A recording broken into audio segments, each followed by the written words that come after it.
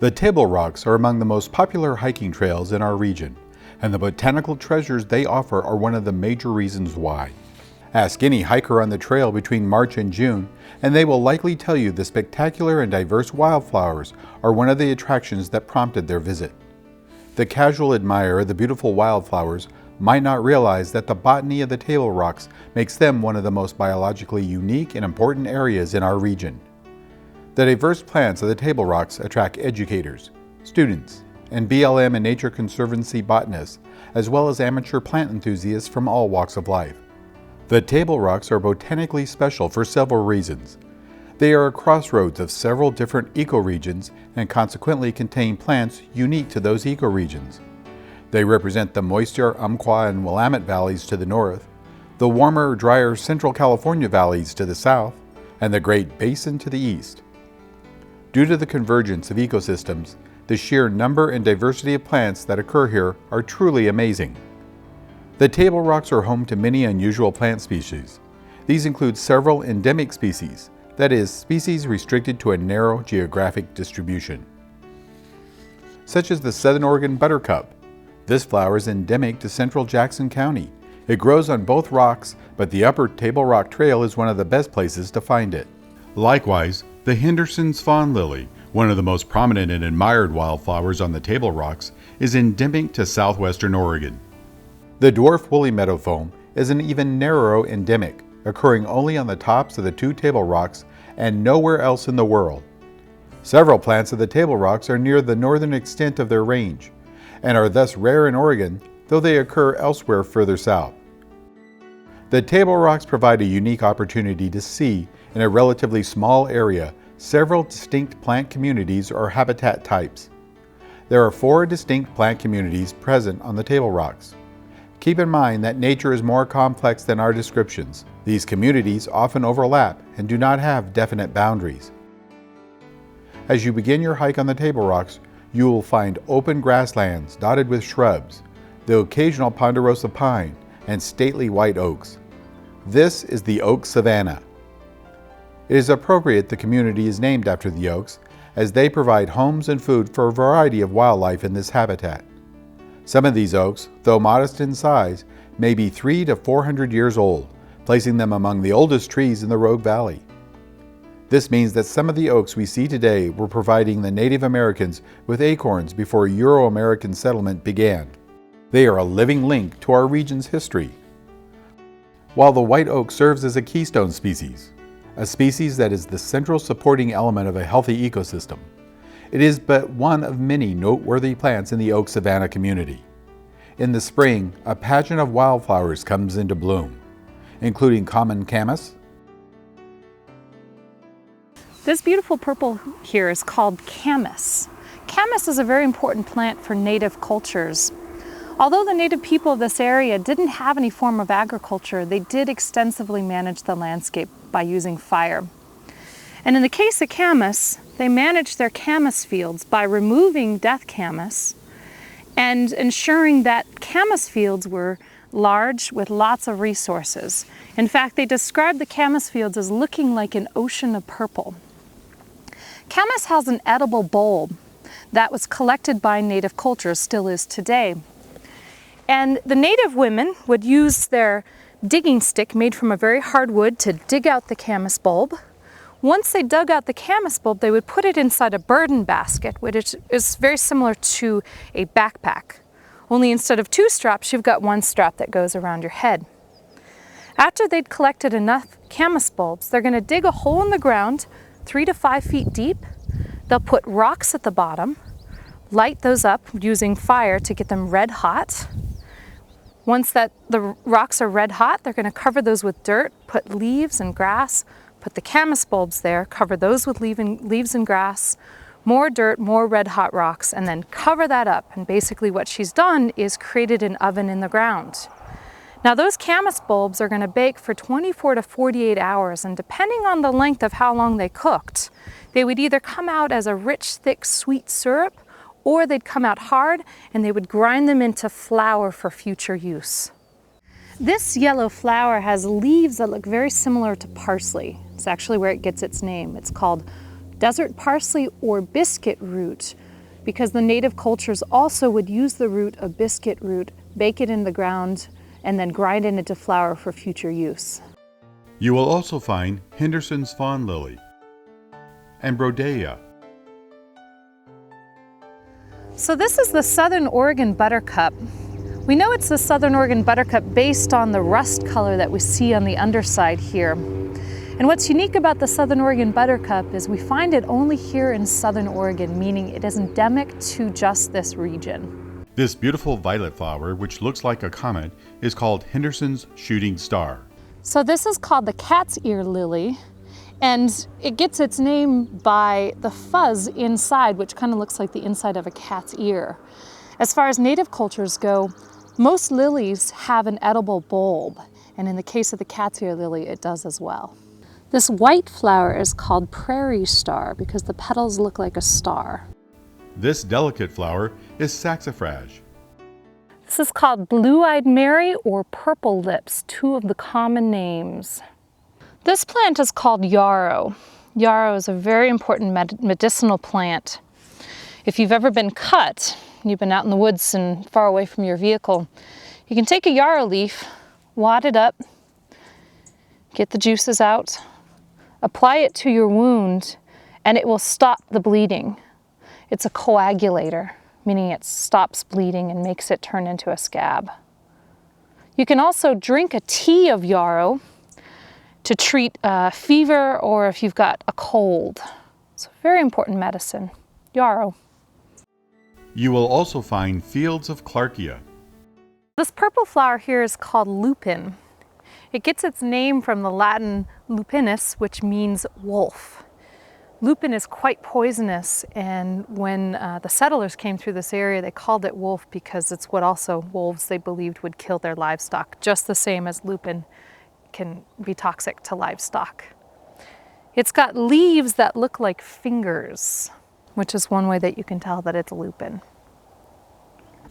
The oak savanna is one of the most threatened habitat types in our region because it occupies the lowland valleys where most development occurs. It is also at risk because of the lack of fire.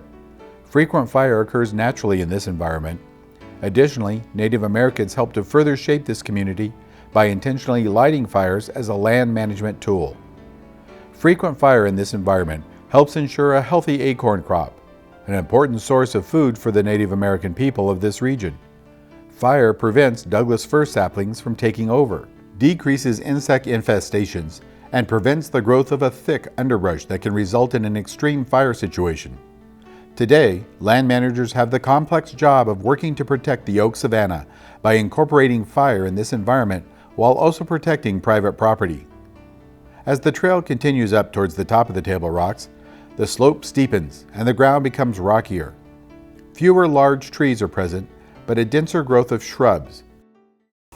The brush that we're looking at here is called buckbrush. Gets its name because, yes indeed, deer like to eat it. This is called manzanita. It's actually a Spanish name that means little apple, and just like the name, it does have little berries that appear like little apples. They're very edible. They're an important food source for the native cultures.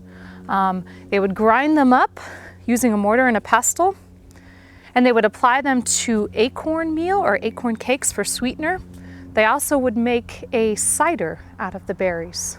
So manzanita, beautiful red bark and leaves that stay on throughout the year. This is called birch leaf mountain mahogany. It's got a leaf that's got ripples on it, kind of like a potato chip.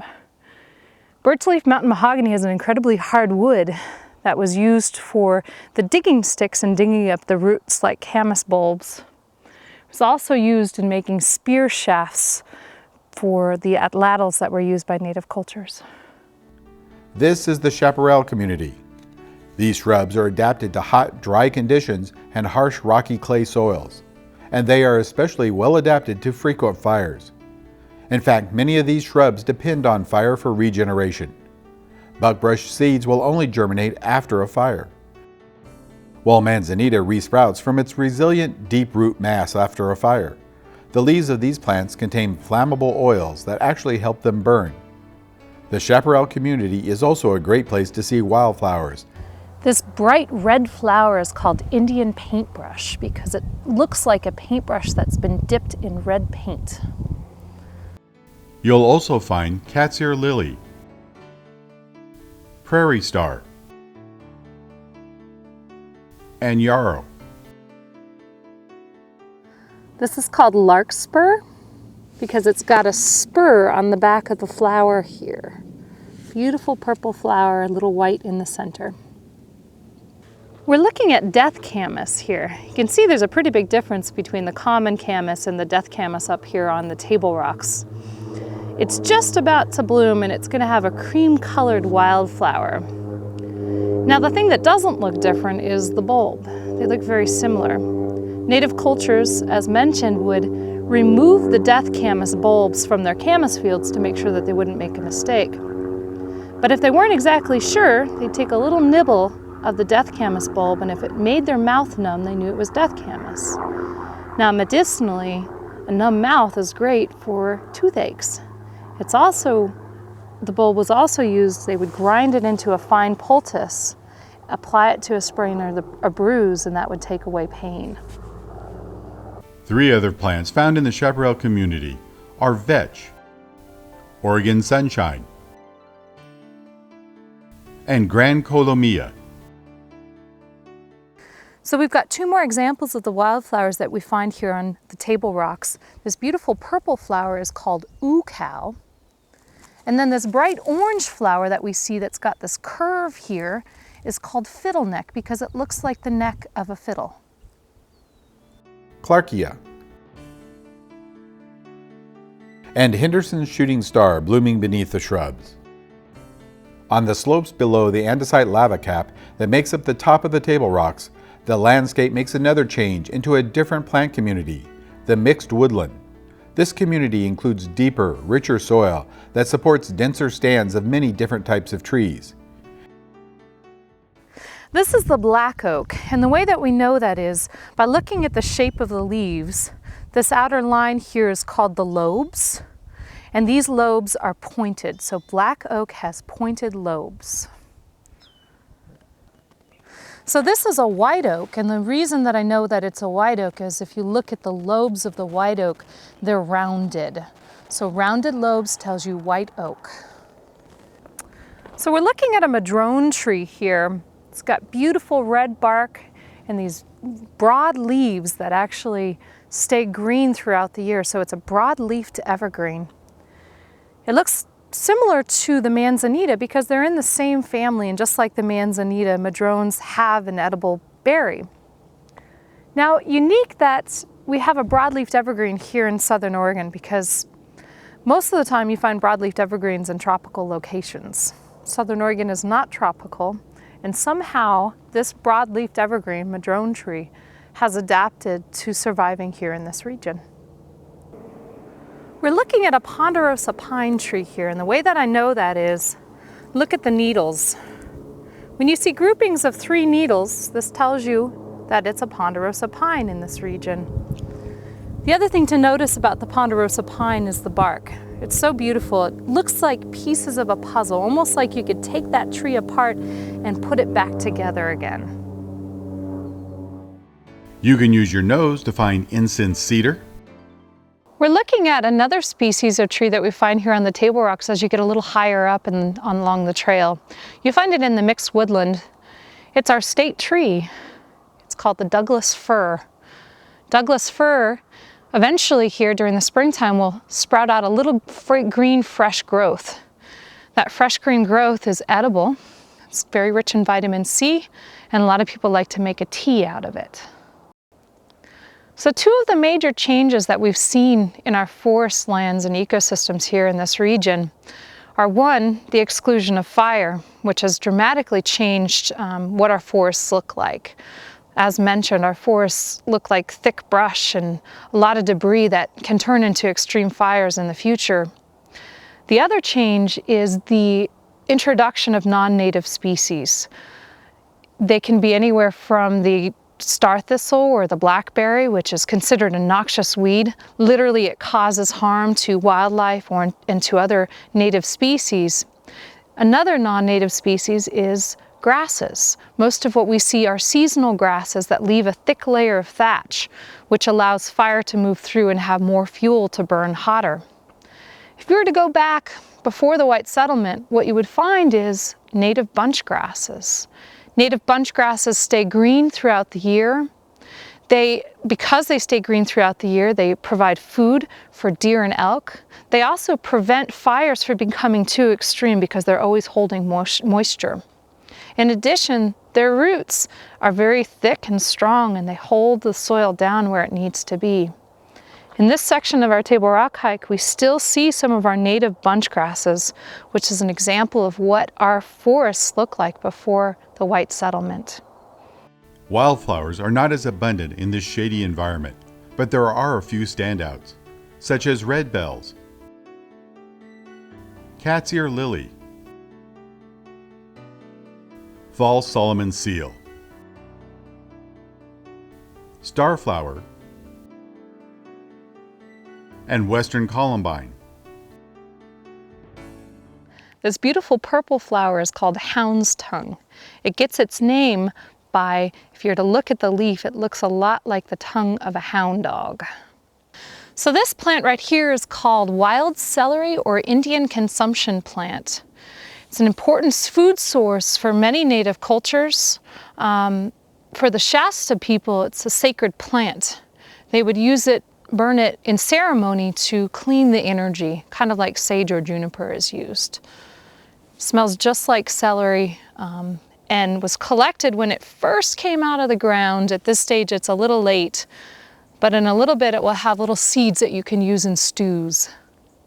We're looking at arrow-leafed balsam root, and you might have guessed that it's in the same family as sunflower. Just like the sunflower, it's got an edible seed that's collected by native people. It gets its name because its leaves look like an arrowhead. Upon reaching the tops of the Table Rocks, the fourth plant community, the mounded prairie vernal pools, is encountered. Here at the top of the Table Rocks, there's only a very thin layer of soil overlying the lava rock, chunks of which protrude all around. Grasses and wildflowers dominate this environment. Some of the wildflowers on display are Brodea and Clarkia. There are many species of plants that grow in the Table Rocks that have a bulb. That bulb allows them to survive during the hot, dry summers. In the case of this plant, it's called a wild onion. It's just as edible as the onion you would buy in a grocery store, and it has a bulb. You can also find California sandwort, goldfields, and lacepod. This white flower is called popcorn flower. And if you look in close, right at the center, there's a little spot of yellow, like a little dab of butter on the popcorn. This mounded prairie species is called the miniature lupin. It's a smaller version of the lupin that we saw along the trail. Same story in that it's got leaves that look like fingers on a hand. This beautiful little flower that we find decorating the top of Upper and Lower Table Rock is called cow's udder because it looks a lot like a cow's udder. It's another type of clover. This is called blue-eyed Mary or purple lips, two of the common names. And finally, rosy plectriatus. The vernal pools are a unique and rare type of habitat. Pools form in the winter and spring and then disappear in the dry months.